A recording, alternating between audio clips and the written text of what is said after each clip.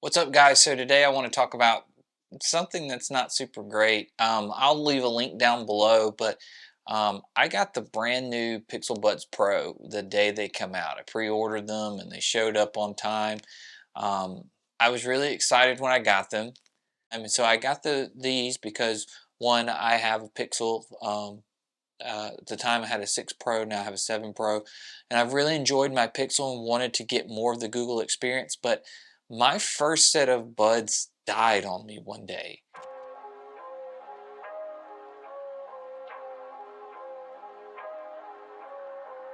So yeah, my first set of buds died. Not doing anything with them. I wasn't working out. I haven't really used these buds a whole lot, but I really like them, and I still feel true about my initial impressions of them, my review of them. I think they're great headphones. To me, I preferred the sound I was getting. Felt like the connection was a little bit better. They never cut out. They never had any real major issues. So everything worked really good. I had no complaints about my buds. I am a wireless charger person. I charge everything just about all the time wirelessly. I don't have any superconductor high output wireless chargers. I just have basic wireless charging stuff, but I wirelessly charge everything. And I didn't know this until after my buds died, but apparently there's been some issues where people have had problems charging their buds wirelessly and then them not coming on.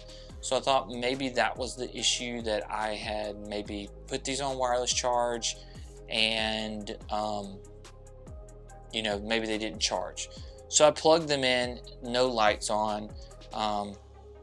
I opened the case. I went through Google's troubleshooting that they have for it. I read on a few forums of different things you can try. The strange thing about it was when I would, on one of the wireless chargers that I have, if it's charging, if the device is charging, the light will light up. If it's not charging, there's no lights. So I tried that, and they're for headphones. They're for my other headphones.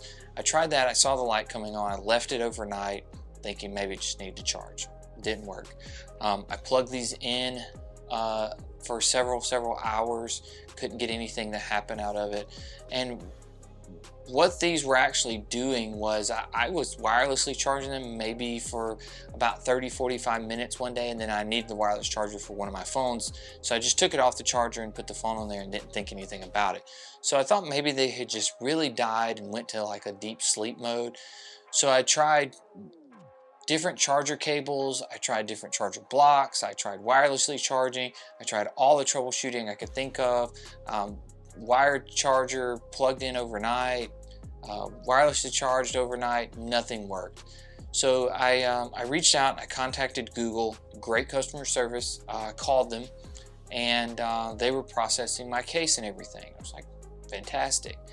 Then things got a little bit weird, and I'm not necessarily complaining because ultimately, spoiler alert, they did send me a brand new pair. This is a brand new pair of Google Buds Pro headphones. Yes, they are Coral, just like I ordered them.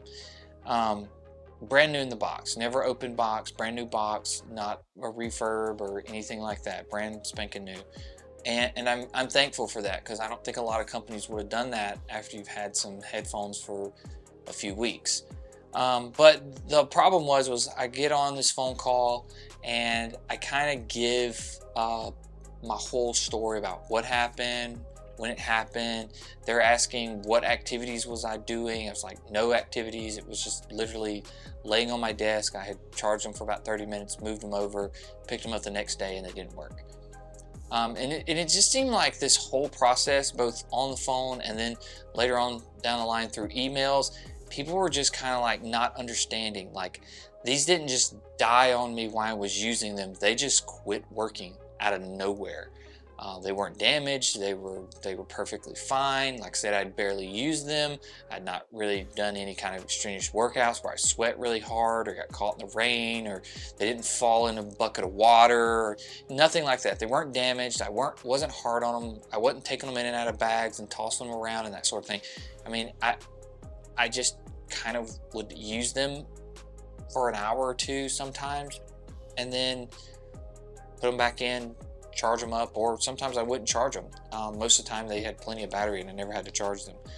So I did all this whole interview, what's wrong with it, yada yada yada. The gentleman on the phone said, oh yeah, you're still under warranty, you should be able to get a brand new set of headphones. Great, I'll send you an email confirmation, everything should be good. So I do that, and I get an email saying that they're processing it, and then I get a second email of someone introducing themselves, asking me another long list of problems. Basically what I had just answered on the phone, and I was like, okay. So I go through and I answer everything, and there was a lot of like double questions asked and answered. And if there were certain things that I didn't know, like there was no answer to it, like what time did they stop working? And I was like, I don't know, it was a few days ago. So I just put NA for some stuff, and they wanted me to answer certain things, and I was like, there's no answer to them. It was like, is there any damage to the device? No. What kind of damage is there to the device? I'm like, NA, there's no damage. And it was almost kind of like, for a few days they were asking me a bunch of questions, almost like they were trying to I guess catch me in a lie. They thought that I was maybe misrepresenting what had happened. I'm not really sure what was going on, or maybe that's just their standard protocol or whatever. But it got to a point where after about 4 or 5 emails, they said they couldn't process my request because I had not successfully answered the questions correctly. Which I thought was kind of BS, because I had had a phone interview with a gentleman and I had given him all the exact information that he wanted, and he said it was already processing. Now I'm talking to someone else on an email, giving them everything they want. Now they're trying to say they're not. So I get on Twitter voicing my complaints about, what do I do if Google won't replace these, yada yada yada.